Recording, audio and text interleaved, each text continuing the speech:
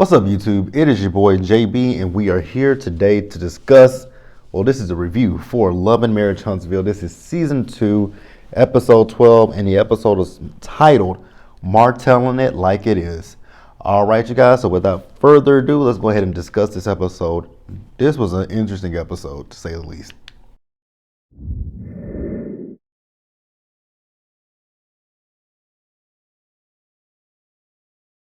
All right, you guys. So I think I'm gonna start this episode up talking about Kimmy and Maurice.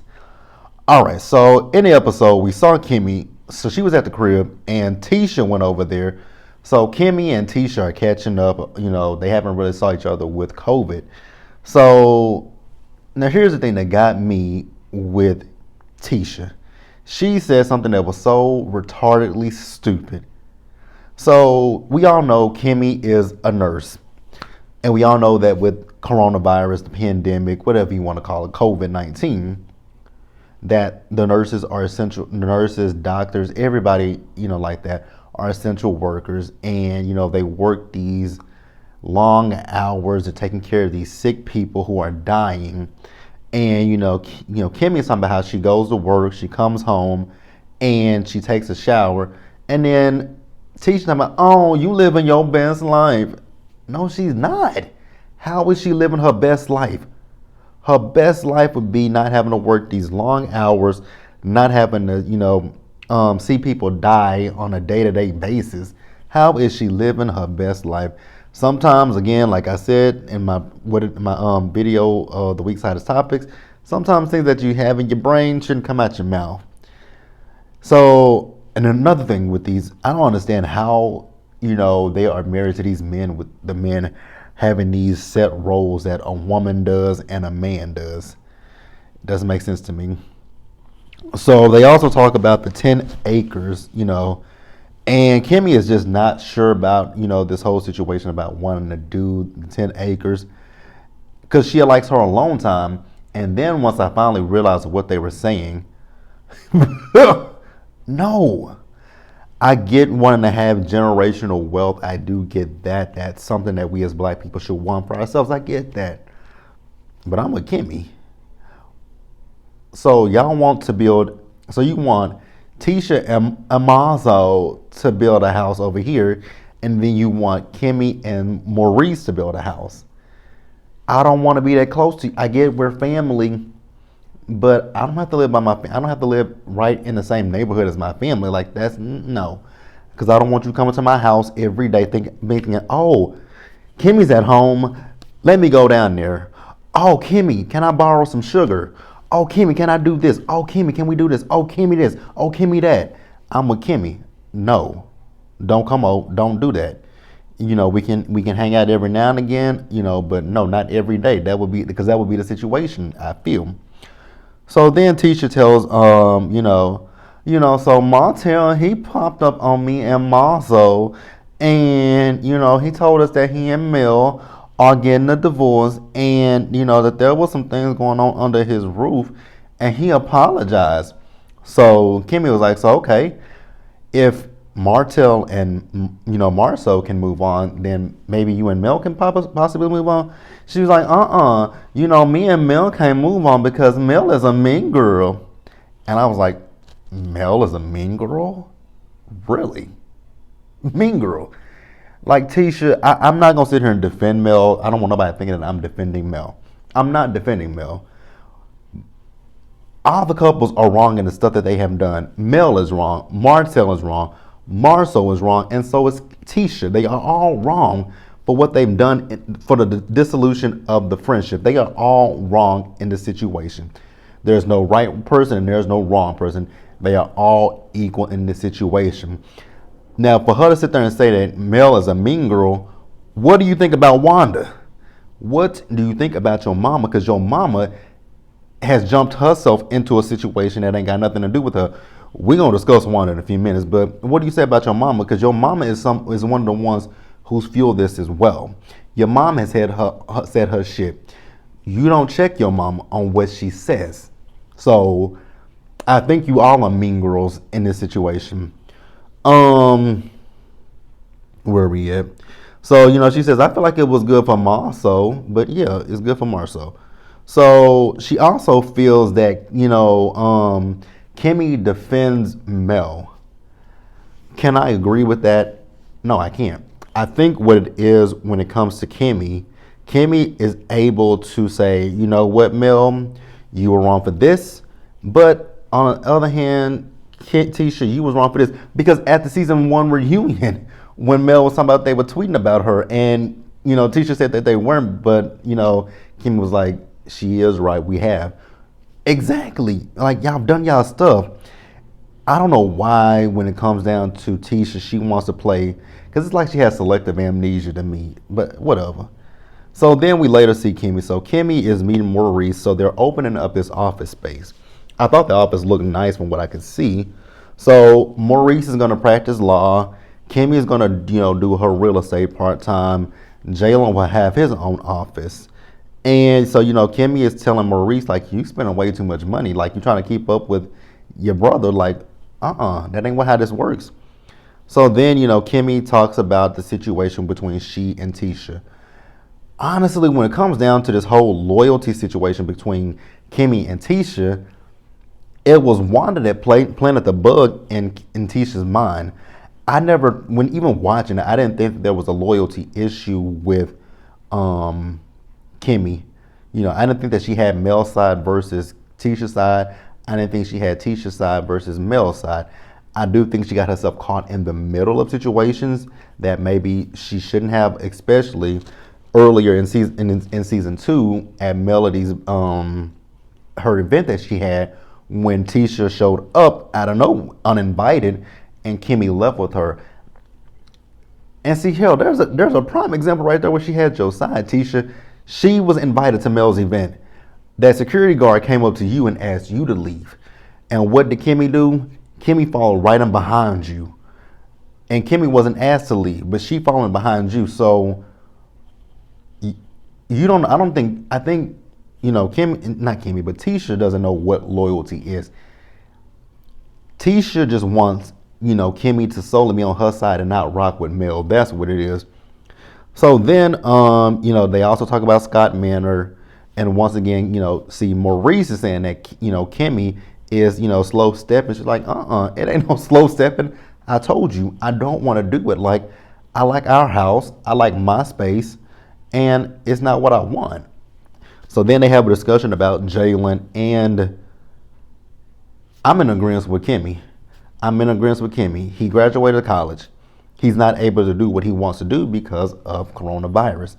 And, he's working a job that he doesn't necessarily like, but he has hopes to do his entrepreneurial thing. And Maurice doesn't agree with that. He feels like he needs to go get an entry-level job, what he wants to do. I can see that aspect as well. I can definitely see that aspect, get an entry-level job.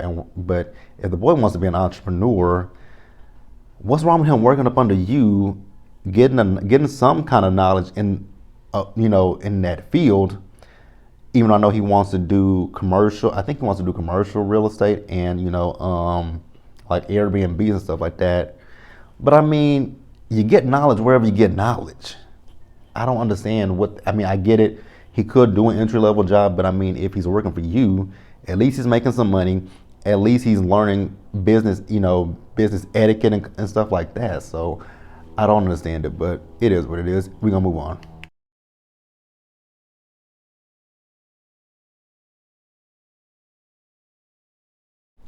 All right, you guys, next up, let's talk about Tisha and Marceau. So the episode actually started where we saw Marceau and Maurice. So they had their kids, Monster and MJ. And they're on this 10-acre land. And I was sitting there the whole time looking, I'm like, these kids ain't paying y'all the slightest bit of attention. Because I know when I was around their age, I didn't care nothing about, owning property or nothing like that. I didn't care about that. I do love the message that they're sending to the kids. I do love the message, but again, those boys were just not paying them any bit of attention. So then, Maurice and Marceau, they discussed, the land and who all is in. And, Maurice says that when it comes down to Kimmy, he just has to come to her with a full plan. Again, if she's told you this is not what she wants to do, listen to her. Like, honor what she's saying. She's literally saying she doesn't want, like, I'm with her. Why would I want to live next to my brother, my sister, anybody? Yes, it's nice to have family. You know, you have the circle, but I don't want you to, again, like I said a few minutes ago, I don't want you just popping up at my crib uninvited. Just because we live in the same neighborhood don't mean you need to pop up at the crib. Call me. Hell, I don't want you to look out your window and be able to see me. I'd be like, fuck. I didn't want you to know I was at home. Like, I don't want you to look at the window and be like, oh, is that his car? Is he at home? Let me go over there. Like, none of that. Oh, there you go. He's at the mailbox. Call him. Ask him what he's about to do. Is he gonna go? Oh, and then here's another one that family loves to do. You going to the store? Can you bring me some back? No. I didn't plan on coming right back. Like, so I understand, again, Kimmy not wanting to do it. So then we see Tisha and Marcel. So they're talking about Scott Manor. So Tisha is really on her head about this. Cool, if you want it, that's fine. I don't know why she feels that just because, you know, Tisha, I mean not Tisha, but Kimmy doesn't want to do it. You know, I want to be like real sisters with Kimmy. Girl, shut up. It just annoys me. It doesn't mean that you guys cannot be sisters because she does not live right beside you. Y'all are just, you and Marcel deserve each other. I'm just putting it out there.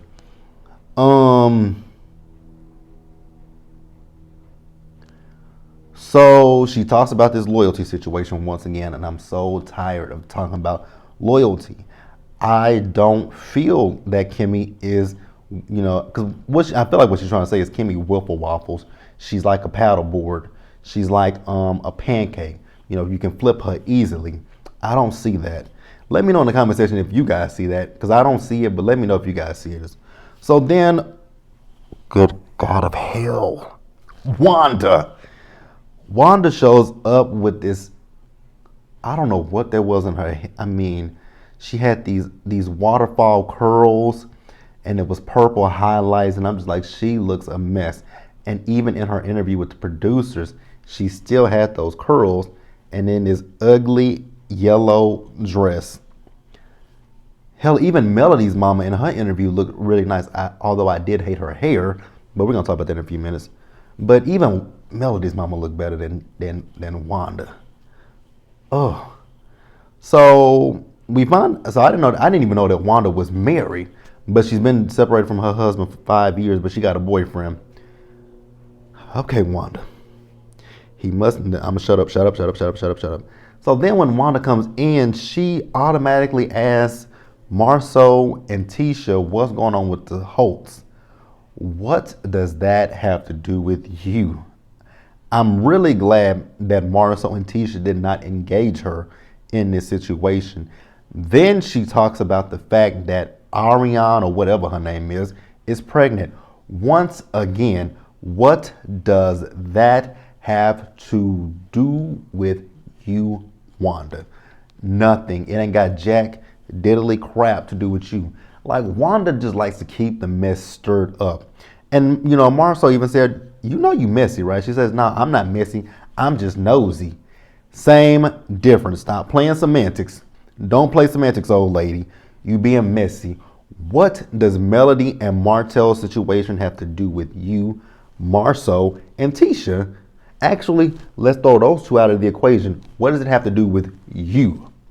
It ain't got nothing to do with you. Get you some business, lady. Find a hobby. Knit. Make a quilt. Do something with your time. See, and for Tisha to say that Mel is a mean girl, your mama is the messy mean girl. It's your mama. It's your mama. I don't like talking about people's mothers, but it's your mama. Your mama. Your mother. Check your mama. Check your mama. Check her. Let's move on.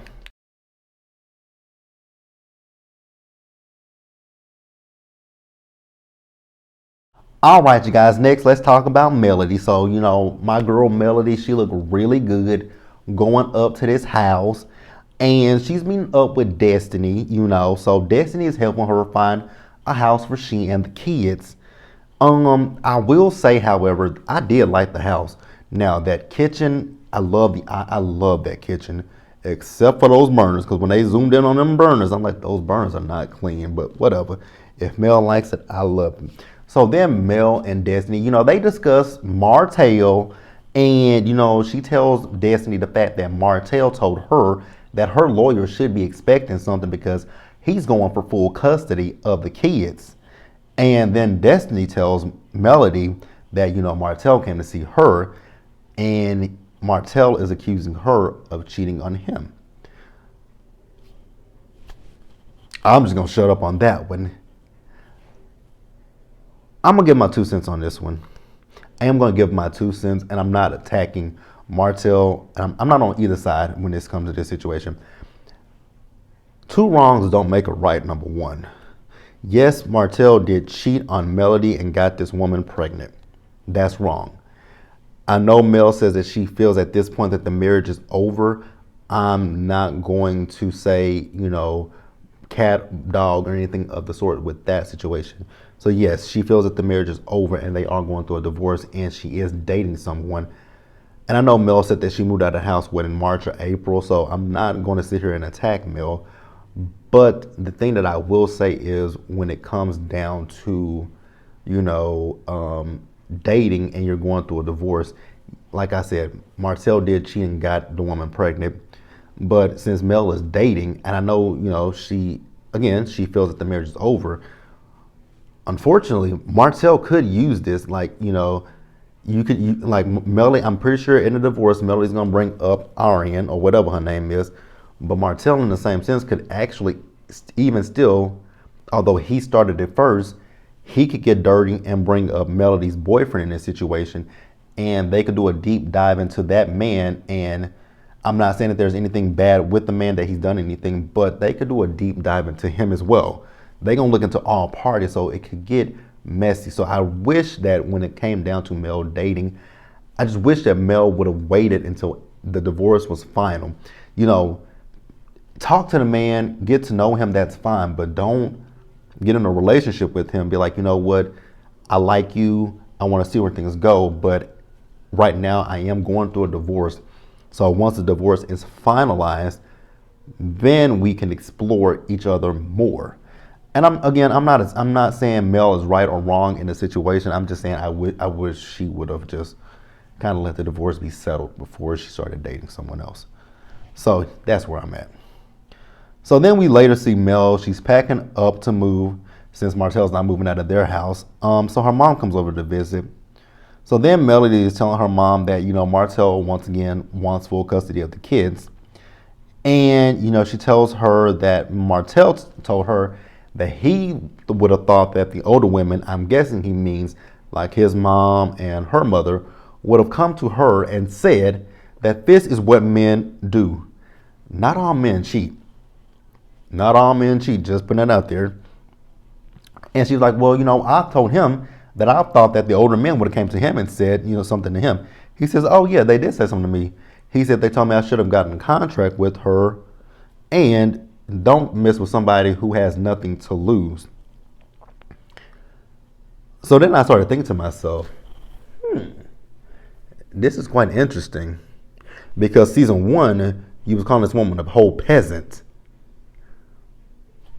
Martell's an interesting one. I will say he really is an interesting one. So then Mel tells her mother that, now this is jacked up. So the kids and him cooked for her on Mother's Day. They went to the beach, and then after that, he told her that Ariana, whatever her name is pregnant. On Mother's Day, dude, like really? You couldn't wait until the next day or something, or the day before, but you tell your wife on Mother's Day of all days that your side chick is expecting the baby. And Melody's talking about the fact that Martell doesn't want the divorce, that he wants them to move. What is that going to accomplish? What is that going to do? Nothing. All right, so then we later see Martell. So Martell is meeting up with his broker. So Martell is in the development stages of what he calls Hope Manor, which he would be the face of. He also says that he threw Marceau's name into it, and his broker's like, "You threw his name?" Exactly. And then when I was watching this episode, it finally clicked in my brain what Martell is doing. Like, I didn't catch it in last week's episode. I really did not catch it in last week's episode until this week. I didn't catch it. Martell is he's not going on a smear campaign. What Martell is doing is Martell wants allies in this divorce and custody battle with Melody. So if he feels like he can, get in good with the Scotts, if he can get in good with, everybody, the Scotts, Destiny, that's why he did that stuff that he was doing. So that way he has character witnesses in court. I'm like, oh, you think you slick, but you really ain't. Because like I said, I just did not catch that until this week's episode, what he's doing. He doesn't really care about this friendship with Tisha and Marceau. All he wants to do is have allies against Mel. An enemy of my enemy, whatever they're saying. Y'all know what they're saying then. Like, he is really out here trying to get them on his side to go against Mel. Oh, you ain't shit, Martell. I love the fact that Chris called him on his crap when he said he wants to go for full custody. You doing this to stick it to Mel. That's all you're doing. Now, I'm not going to sit here and say that the man don't love his kids, but you doing this to get back at Mel for some odd reason. I don't know what it is. So then Chris also tells him that, since your personal life is starting to boil over into your professional life, the people that are looking into this whole manner stuff, they don't want you as the face of it because of everything that's going on. They don't want that negative connotation on their business, and I'm in agreement with that. So then at the end of the episode, Martell really tried it. So Martell pulled up on Mel and the kids, and they start talking. They do get into it with each other, because she told him how her mother doesn't have any respect for him anymore after what he's done to her. Martell has so much audacity, I will say that. Also with Martell, bruh, can we get bigger clothing? Because your shirts are super duper tight. Your pants look like you can't breathe. It just look like you're just struggling to move around. So he's once again on this whole this mindset of Melody cheated on him. So what he's talking about this Melody's boyfriend, and that's why I said a few minutes ago, I wish that Mel had just waited until the divorce was over, because he's going to use this to his advantage. Like, period. He's going to use this to his advantage. So then, what else happened?